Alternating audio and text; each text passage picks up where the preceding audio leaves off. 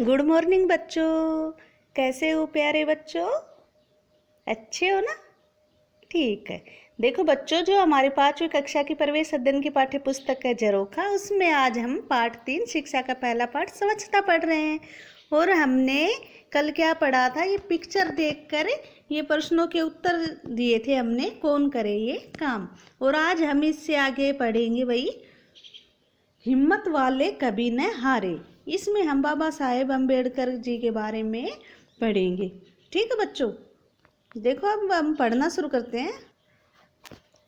देखो बच्चों, पुराने समय में सफाई से जुड़े कार्यों को कुछ लोग अच्छा काम नहीं समझते थे। इन कार्यों से जुड़े लोगों से भेदभाव किया जाता था क्योंकि वे साफ सफाई का ये काम करते थे। और इस काम को बुरा क्यों समझा जाता था? क्योंकि इससे शरीर और कपड़े गंदे होते थे, है ना। उनसे भेदभाव किया जाता था, उनको नीचा समझा जाता था। परंतु हमारे देश में ऐसे अनेक महापुरुष हुए जिन्होंने अपनी कोशिशों से भेदभाव की जंजीरें तोड़ी, यानी भेदभाव को दूर करने की कोशिश की। इनमें से एक महान व्यक्तित्व थे बाबा साहेब भीमराव अंबेडकर। ठीक है बच्चों, इन्होंने जो हमारे समाज में छुआछूत भेदभाव है उसको दूर करने की कोशिश की।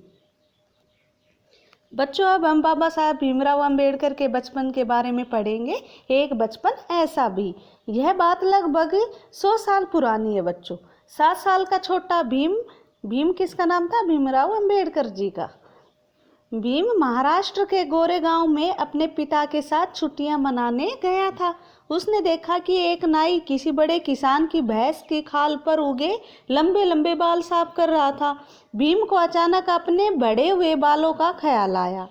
नाई के पास जाकर उसने अपने बाल काटने को कहा। नाई फट से बोल पड़ा, तुम्हारे बाल काटूंगा तो मैं और मेरा उस्तरा दोनों गंदे हो जाएंगे।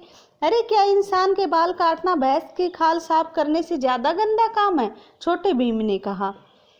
मतलब उसने कहा कि भाई तुम इसके भैंस के पशु के बाल काट रहे हो, तब तो तुम्हारा उस्तरा भी गंदा नहीं हो रहा और तुम भी गंदे नहीं हो रहे हो। और मैं एक इंसान हूँ और मेरे बाल काटने से तुम कहते हो कि मैं गंदा हो जाऊंगा।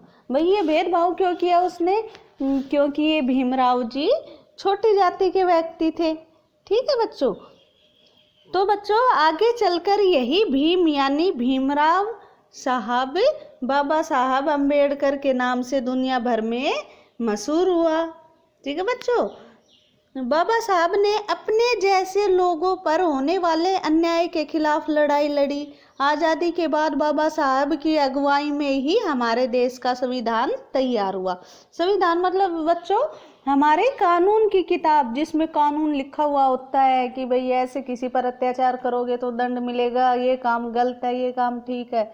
ठीक है बच्चों, जो हमारे कानून की किताब है वो है संविधान, जिसके अनुसार हमारा देश का शासन चलता है, हमारे देश का शासन सरकार चलती है। ठीक है बच्चों, अब बच्चों हम बाबा साहब भीमराव अंबेडकर के बारे में और कुछ जानते हैं। देखो, भीमराव रामजी अंबेडकर बाबा साहब अंबेडकर का जन्म 14 अप्रैल 1891 को मध्य प्रदेश के मऊ नामक स्थान पर हुआ था।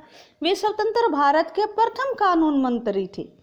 उनकी अगुवाई में ही भारतीय संविधान का निर्माण हुआ। समझ गए? भारतीय संविधान कानून की किताब।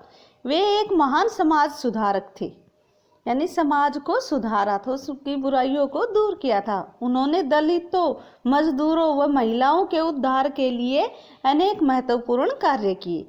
यानी जो दलित थे, नीचे जाति के थे, गरीब थे, मजदूर थे, और महिलाओं पर जो भेदभाव होता था, सती प्रथा, विधवा प्रथा ये थी ना कि भाई सती प्रथा थी, विधवा पुनर्विवाह, इन पर इन्होंने काम किया। और जो भी गलत चीजें थी उनका इन्होंने विरोध करके समाज में सुधार किया और एक अच्छा कानून बनाया, है ना बच्चों। यानी बच्चों हम कह सकते हैं कि वे कभी भी हिम्मत नहीं हारे और उन्होंने कोशिशों से समाज में बदलाव लाया। तो तभी तो इसका नाम है हिम्मत वाले कभी न हारे। ठीक है बच्चों, देखो बच्चों अब कुछ प्रश्न हैं जिनके उत्तर देने हैं। हमने जो भी पढ़ा है उसी में से ये प्रश्न है। देखो बच्चों, पहला प्रश्न है, देखो, सफाई के कामों से जुड़े लोगों के साथ अन्य लोग पराये किस तरह का बर्ताव करते हैं? बताओ बच्चों, कैसा बर्ताव करते हैं? अच्छा बर्ताव नहीं करते, अछूतों जैसा बर्ताव करते हैं ना। तो सफाई से जुड़े लोगों के साथ लोग अछूतों जैसा बर्ताव करते हैं। वे उनके साथ उठना बैठना पसंद नहीं करते और वे उनसे दूर रहना पसंद करते हैं। ठीक है बच्चों। अब प्रश्न 2 है, देखो, क्या काम के आधार पर किसी व्यक्ति को छोटा या बड़ा समझकर भेदभाव करना उचित है? बोलो बच्चों, उचित है? नहीं, नहीं, काम के आधार पर किसी व्यक्ति को छोटा या बड़ा समझकर भेदभाव करना उचित नहीं है। सभी मनुष्य बराबर होते हैं, है ना। देखो बच्चों, हमारा प्रश्न 3 है, आसपास की सफाई बनाए रखने के लिए हमारा क्या कर्तव्य है? बताओ, सोचो बच्चों।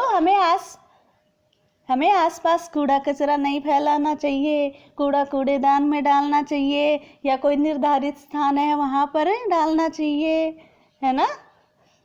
अपने पास पड़ोस को, स्कूल को और कमरे की सफाई समय समय पर करते रहना चाहिए। ठीक है ना। ठीक है बच्चों, तो ये था हमारा आज का हिम्मत वाले कभी न हारे। ठीक है, इसको अच्छे से पढ़ना, याद करना, नहीं समझ में आए तो वीडियो फिर से देखना। ओके बच्चों। अगर प्रश्नों के उत्तर समझ में नहीं आए हैं तो देखो, मैंने ये प्रश्नों के उत्तर लिख रखे हैं, आप इनकी मदद भी ले सकते हैं, पर उत्तर आपको अपने मन से देने हैं। ठीक है, ओके।